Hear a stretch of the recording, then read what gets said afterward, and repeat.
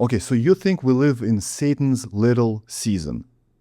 Correct. Okay, so prior to that, I did a few things with ChatGPT, and I asked, what are the circumstances that must occur prior to Jesus' return? So it says 8 things have to happen before Jesus' return. So the gospel must be preached to all nations, that is in Matthew 24. A great falling away, apostasy must occur. Okay. The man of sin, which is AntiChrist, must be revealed. Mm-hmm. A final world leader will perform signs and wonders. A period of great tribulation must take place. Cosmic signs will appear. The heavens will open and Jesus will appear visibly, physically and visibly. And the trumpet will sound and angels gather his people. So if we live right now, according to you, in Satan's little season, Jesus has already returned. Correct. When? Well, see, this is more a complicated question than you might think. Now, what we do know is that if you read the prophecies in Matthew 24, it starts with the apostles talking about the temple, the second temple. Yes. So the temple, obviously, the very first Solomon's temple was destroyed in the times of the Babylonian captivity. And then you have this prophecy in Daniel about this 70 weeks. And 70 weeks leads up to the trampling of the holy city, Jerusalem, and it also leads to the Messiah. So that's the thing. Christ does not show up at some random point. He shows up based on this prophecy. Now, modern teaching tells us that Jesus shows up at like the 69th week, but then there's this kind of stay. There's like this expansion of the timeline of the 70 weeks where we have this gap of like what we're told is 2,000 years. And then so the last 7 weeks or the last week is the 7-year tribulation. But that's not biblical. Like that's not in Scripture. Like the 70 weeks leads up to the return of or the coming of the Messiah, which was Christ. Right. And then there's no indication that it doesn't fulfill itself in the prophecy. And so that's what kind of part of the prophecy is that it's based on the temple being rebuilt. And the decree to rebuild the temple starts at 70 weeks. So when you think about it, when you get to the Matthew 24 and the Olivet Discourse, which is also Mark 13 and Luke 21, the chapter starts off by the apostles saying, hey, Jesus, look how great these buildings are. And they're talking about the temple. And Jesus says, truly I tell you, there will be not one stone here upon another that will not be thrown down. And then so then the apostles immediately say, tell me, when will these things and what will the signs be? Now, in Matthew 24, they also ask about the end of the world at the end of the age and his coming. But in Mark 13 and Luke 21, parallel accounts of this one story of the Olivet Discourse, they're specifically just asking about the destruction of the temple. So the issue is, he lays out all the signs, and then he lays out, obviously, when he comes back, and he says, truly I tell you, this generation will not pass away till all these things take place. Right. Now, see, that's the interesting part is that Jesus does not really give any room to disconnect the destruction of the temple to all the other things unfolding, right? And if you read, like I would say, the Gospel of Matthew, the word is for generation is genia. It's mentioned 13 times. And it's all taking place in the same context. Like even the first verse in Matthew, the Gospel of Matthew is Matthew 1:1. This book of the generation of Jesus Christ, son of Abraham, son of David. So like it's starting off by saying like, what is this book about? Like what's the context? It's this generation when Christ is here, when all the prophecies beforehand foretold that this is the time the Messiah would come and would culminate with like the day of the Lord, like the great judgment, the horrible day.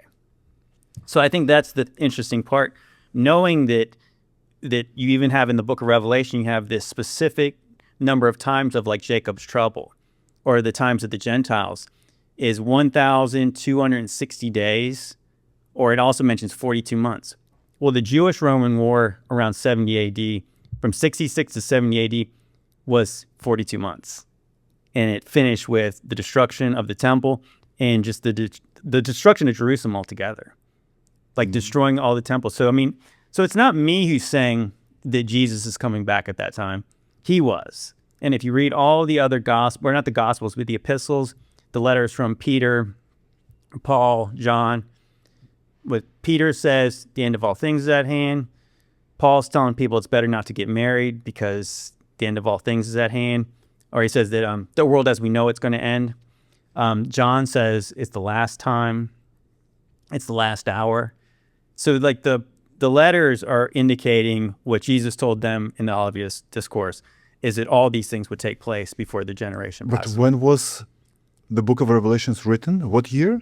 Well, again, this is something that before I had this view, I had the premillennial view that I thought we were coming up to the tribulation. Now, you'll get some people to say it was written in 95 AD. But here's why this doesn't make any sense, is because if you have like what we're told about church history, well, why is there not a book about the destruction of Jerusalem in the Bible? So because it didn't happen yet. Because it hadn't happened yet. It happened. The second temple was destroyed 70 AD. Right. They say, ChatGPT says, yeah, AD 95 to 96, the book of Revelations was written by John. Right. How old was John then? Well, John would have had to be probably 90-something. He would have been almost 100 years old. Because he walked with Jesus. Right. Face to face. He was the one apostle that, as he said himself, Jesus loved. Right. So he's like 100 years old and he's writing the book. Well, then also you think about, so the very end of the Gospel of John, there is an account between, I guess, the beloved apostle John, right, Peter, and Jesus. And so Jesus is telling Peter, it's like, you know, when you're young, you used to go wherever you wanted to, but as you get older, you're going to go where you don't want to go, and you get your arms stretched out. And it mentions that Jesus is prophesying how Peter's going to die. And then so Peter looks over at John and says, what about him? What about him, Lord? Mm-hmm. And then Jesus tells him, what is it to you if he's still here when I come? So like he's indicating that John is going to be alive. He said that. Yeah. In the end of the Gospel of John. Yeah, end of Gospel of John. And so basically it's kind of like, don't worry about him. He's going to be alive. Yeah, he's going to be alive when I return. And that's when you go into like Matthew 16:28. It says, you know, truly I tell you, some of you standing here will not taste death until you see the Son of Man coming into his kingdom. Matthew 16 to 28? Yeah, 16:28. Okay. Mm-hmm. I just want to double check for the audience and for myself. Mm-hmm. Yeah, so Matthew 16:28 says, truly I tell you, some who are standing here will not taste death before they see the Son of Man coming in his kingdom. Mm-hmm. Okay. You could also go into, is it Matthew 10:23, where Jesus tells them they will not have gone through all the towns of Israel before the Son of Man comes. Mm-hmm. So Matthew 10:23 says, when you are persecuted in one place, flee to another. Truly, I tell you, you will not finish going through the towns of Israel before the Son of Man comes. Mm-hmm. Okay. And you asked before, you said that one of the signs of the end times would be that the gospel was preached to all nations. Right. If you go read Colossians 1:23, Paul tells them, this gospel that you've heard has been preached to every creature under heaven. So in the times of Paul, Paul's telling the church in Colossus that this gospel that you've heard has been preached to every creature under heaven. The gospel that you heard that has been proclaimed to every creature under heaven, and of which I, Paul, have become a servant. And the world that was known back then was maximum what? Asia and Europe? Well, I guess that's the real question. I think that some of the reasons why certain people don't believe is we were just having this conversation as we were driving there. One of my friends who does believe a lot of the fulfillment of 70 AD and the Olivet Discourse, when people hear the end of the world, they picture these cataclysmic movies where like literally like Thanos comes and destroys the whole earth or something like that. Mm-hmm. You know, Galactus eats it.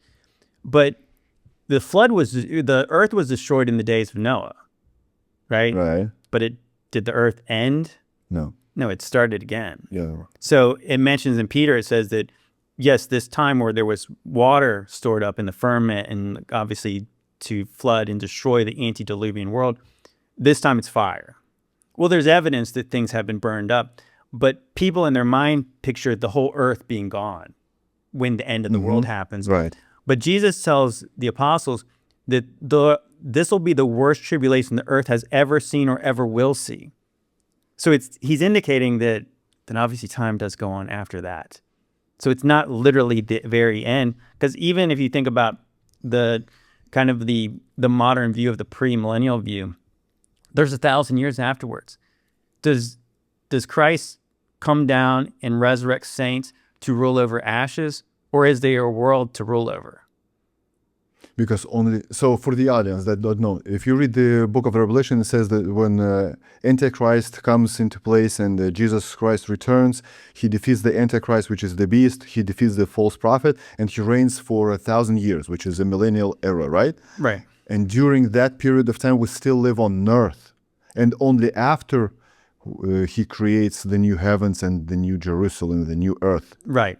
Well, I believe that New Jerusalem was a place before even the events of Revelation even started, because I believe that's where Jesus ascended to. Because it mentions, I want to say in Galatians chapter 4, it mentions that the Jerusalem that's on earth is bound. That's like the symbolic of Hagar. It's like in slavery. But the Jerusalem above is free. It mentions, I want to say in Hebrews 12:27, that basically, like, this is not our home. There's a heavenly Jerusalem that's surrounded by angels and God himself. So like that, if you think in the same way that when Moses goes up and eventually he's given the kind of the dimensions of the tabernacle and all the things that they're supposed to build, they're visions of things that are in heaven. So everything that's on earth, and I believe that's kind of the symbolic of the Old Covenant, that there's physical things created here to symbolize heavenly things. So when Jesus comes to establish a new covenant, the physical things are done away with. Like, we are born again in the spirit. We're not back under this old law. So everything kind of almost has to be reinterpreted with a heavenly view. Because, Jesus is coming and he's telling the Pharisees that when they ask him about the kingdom, he says, the kingdom is not coming in ways that can be observed. So he's saying the kingdom is in the midst of you, or within you. He's talking about himself being filled with the Holy Spirit. Pilate asked him about, is he a king? And he told him that Not of this world. My kingdom is not of this world. So if the way that people are teaching that the 1,000 years is supposed to be is how it's supposed to be, well, why didn't Jesus said, well, my kingdom is coming physically. One day you'll be able to recognize it. But he told him it's not coming in ways that can be observed. So, of course, you think the new covenant is all about faith. And so if you did have a kingdom that was established that everyone could see, well, isn't faith, hope in things that you can't see? So how could anyone actually be saved during this 1,000 years?